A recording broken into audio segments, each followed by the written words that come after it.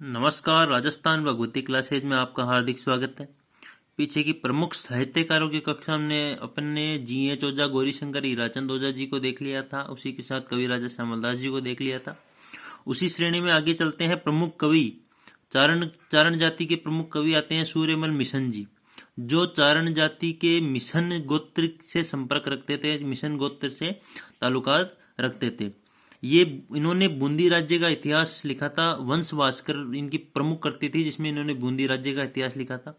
इनका जन्म इसी श्रेणी में देखते हैं कि इनका जो जन्म हुआ था वो हरना गांव, इनका जो जन्म हुआ था वो हरना गांव बूंदी में हुआ था। इनका जो जन्म हुआ था वो हरना गांव बूंदी में हुआ था। कब हुआ था? 19 अक्टूबर 1815 ईस्वी को। 19 अक्टूबर 1815 ईस्वी को कहाँ? हरना गांव बूंदी में हुआ था। इनके पिता का नाम था चंडीदान जी। इनके पिता का क्या नाम था?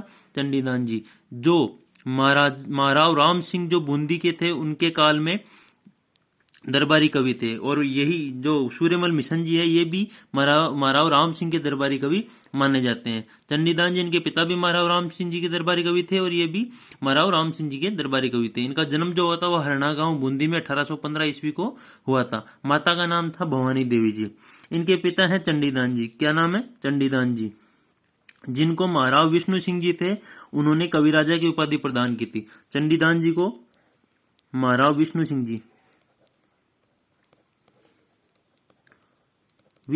जी द्वारा किसकी उपाधि प्रदान की गई? कविराजा की। चंडीदान जी को महाराव विष्णु सिंह द्वारा कविराजा की उपाधि प्रदान की गई। इनका जन्म हुआ था हरना गांव बूंदी में 19 अक्टूबर 1815। इनके पिता का नाम चंडीदान जी, माता का नाम भवानी देवी जी। इनकी अगर प्रथम रचना अगर कोई मानी जाती है तो उसका नाम है राम रंजाट। इन्होंने छोटी आयु में ये रचना लिख दी थी। प्रथम रचना इनकी राम रंजाट। सूर्यमल मिशन जी की प्रथम रचना अगर पूछ ली जाए तो कौन सी है? राम रंजाट। इनकी प्रमुख साहित्य कृति में अगर कोई आती है तो उसका नाम है वंश भास्कर। इसमें बूंदी राज्य का संपूर्ण इतिहास लिखा हुआ था। वंश भास्कर में क्या था? बूंदी राज्य का संपूर्ण इतिहास लिखा हुआ था। वंश भास्कर में बूंदी राज्य का संपूर्ण इतिहास लिखा हुआ था।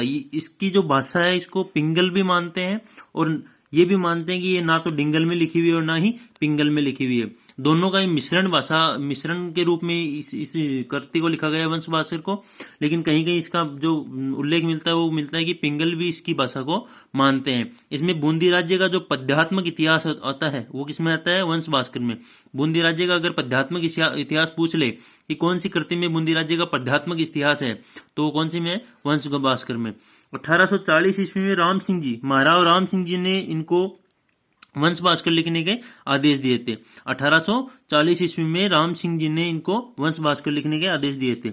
इन्होंने वंश भास्कर लिखना प्रारंभ कर दिया था 1840 ईस्वी में। किनके कहने पे? राम सिंह जी के कहने पे। और राम सिंह जी से अनबन होने से 1856 ईस्वी में इन्होंने वंश भास्कर को क्या कर दिया? लिखना कर दिया बंद। 1856 ईस्वी में वंश भास्कर को लिखना सूर्यमल मिशन जी ने कर दिया बंद। यही बंद होने के बाद इसको पूरा करने का कार्य जो क्या था? इनके दत्तक पुत्र थे मुरारीदान जी। वंश भास्कर को पूरा करने का कार्य किसने किया था? तो सूर्यमल मिशन जी के दत्तक पुत्र थे मुरारीदान जी। मुरारीदान जी ने इसको वंश भास्कर को बूंदी के इतिहास को पूरा करने का काम किया। किसके काल में अनबन हो गई थी? राम सिंह जी के काल में। कब हुई? 1856 ईस्वी में अनबन हो गई थी और लिखना कर दिया वंश भास्कर को बंद। किन्होंने? सूर्यमल मिशन जी ने। ये बंद होने पे भी इसकी पृष्ठ जो है लगभग 2500 पृष्ठों में लिखी गई है। कौन? वंश भास्कर। तो वंश भास्कर किसमें लिखी गई है? बूंदी राज्य का इसमें इतिहास लिखा गया पद्यात्मक रूप से। राम सिंह जी के करने पे 1840 में स्टार्ट किया था और राम सिंह जी से अनबन होने के बाद इसको उन्होंने बंद कर दिया था। इसको पूरा करने का कार्य किया था मुरारीदान, जो सूर्यमल मिशन जी का दत्तक पुत्र कहा जाता है। इसकी भाषा अगर पूछ ली जाए तो ना तो डिंगल है और ना ही पिंगल है। एक कवि हुए हैं बारहट कृष्ण सिंह, जिन्होंने ये कहा है कि वेदव्यास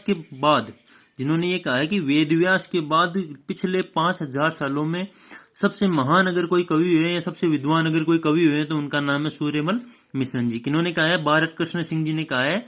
एक कवि थे बारहट कृष्ण सिंह जी, जिन्होंने ये कहा है कि वेदव्यास के बाद अगर पिछले 5000 सालों में अगर कोई विद्वान कवि हुआ तो उसका नाम है सूर्यमल मिशन जी। इनकी 6 पत्नियां मानी जाती है। सूर्यमल मिशन जी कितनी पत्नियां मानी जाती है? 6 पत्नियां मानी जाती है। सूर्यमल मिशन जी कितनी पत्नियां मानी जाती है? 6 पत्नियां मानी जाती है। इनकी टीका अगर वंश भास्कर की ये पूछ ले कि टीका किसने लिखी थी, वो भी किसने लिखी थी वंश भास्कर की टीका भी, बारहट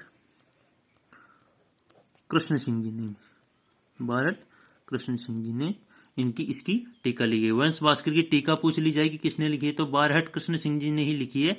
और इन्होंने ये कहा था कि वेदव्यास जी के बाद अगर पिछले 5,000 सालों में अगर कोई विद्वान कवि हुआ है तो उसका नाम है सूर्यमल मिशन। इनकी दूसरी जो कृति है उसका नाम है वीर सतसई। इनकी दूसरी जो कृति इसका नाम है वीर सतसई। ये इसमें भी क्या है, वीर सतात्मक दोहे, वीर रसात्मक दोहे हैं, मतलब वीरों को उकसाने वाले दोहे हैं, वीरता से भरे हुए दोहे हैं, वीर रस से भरे हुए दोहे हैं जो इसमें है वो कौन सी है, वीर सतसई। 1857 की क्रांति में अपनी मातृभूमि के लिए शहीद होने वाले वीरों के लिए मुख्यतः लिखी गई थी। कब किसके लिए लिखी गई थी, जो 1857 में मातृभूमि के लिए जो शहीद हो गए थे वीर, उनके लिए अगर कोई कृति लिखी है तो वो कौन सी है, वीर सतसई। किन्होंने लिखी, सूर्यमल मिशन जी ने, सूर्यमल मिशन जी ने, सूर्यमल मिशन जी ने। इसमें दोहों की संख्या पूछ ली जाए तो 288 दोहे किसमें है, वीर सतसई में। वीर सतसई में कितने दोहे हैं, 288 दोहे।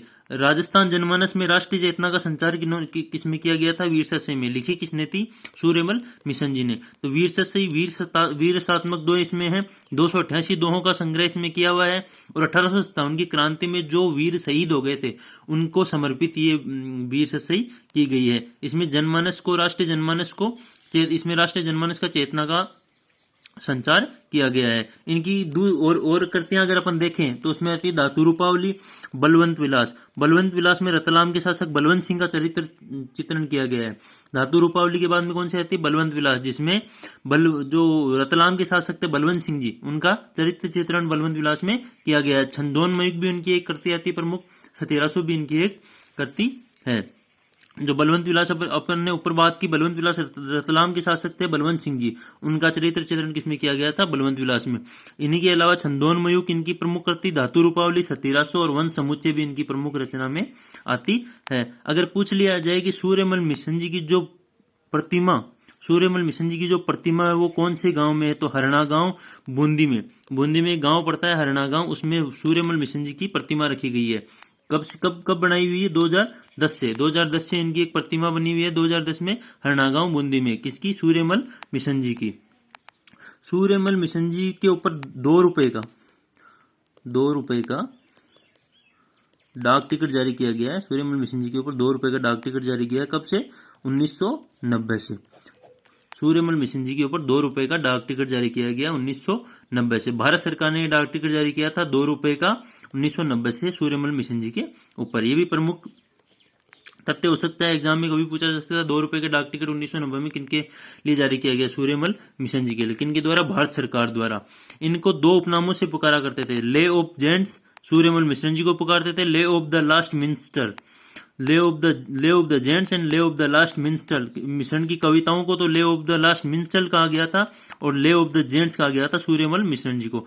कहा किसने था, तो कवित्री हुई थी सुनीति कुमार चटर्जी, सुनीति कुमार चटर्जी। इन्होंने सूर्यमल मिशन जी को ले ऑफ द जेंट्स कहा था और उनकी कविताओं को ले ऑफ द लास्ट मिनिस्टर कहा था। सूर्यमल मिशन जी का एक पुरस्कार दिया जाता है, शिखर पुरस्कार। 1985 से यह पुरस्कार दिया जाता है, सूर्यमल मिशन जी के लिए पुरस्कार दिया जाता है 1985 से।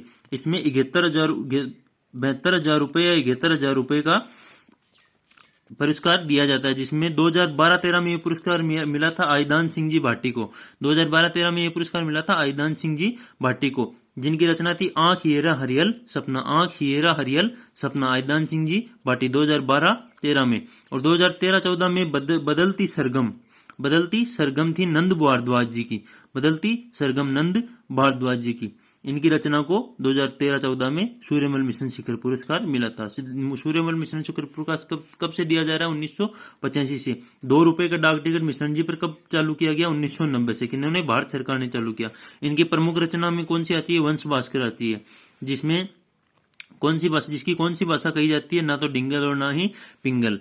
चंडीदान जी जो इनके पिता थे, इनको कवि राजा की उपाधि किन्होंने प्रदान की, तो महाराव विष्णु सिंह जी ने इनको प्रदान की। इनकी मृत्यु जो मानी जाती है वो 1863 ईस्वी को मानी जाती है। सूर्यमल मिशन जी की जो मृत्यु मानी जाती है वो 1863 ईस्वी को मानी जाती है। इनको वीर रसावतार के नाम से भी जाना जाता है। सूर्यमल मिशन जी को वीर रसावतार के नाम से भी जाना जाता है। अगर ये अभी सूर्यमल मिशन जी का वीडियो है। आपको ये चैनल के जो भी वीडियो मैं डाल रहा हूँ अगर आपको पसंद आ रहे हैं तो उनको लाइक, शेयर, कमेंट और चैनल को सब्सक्राइब जरूर कर लेना।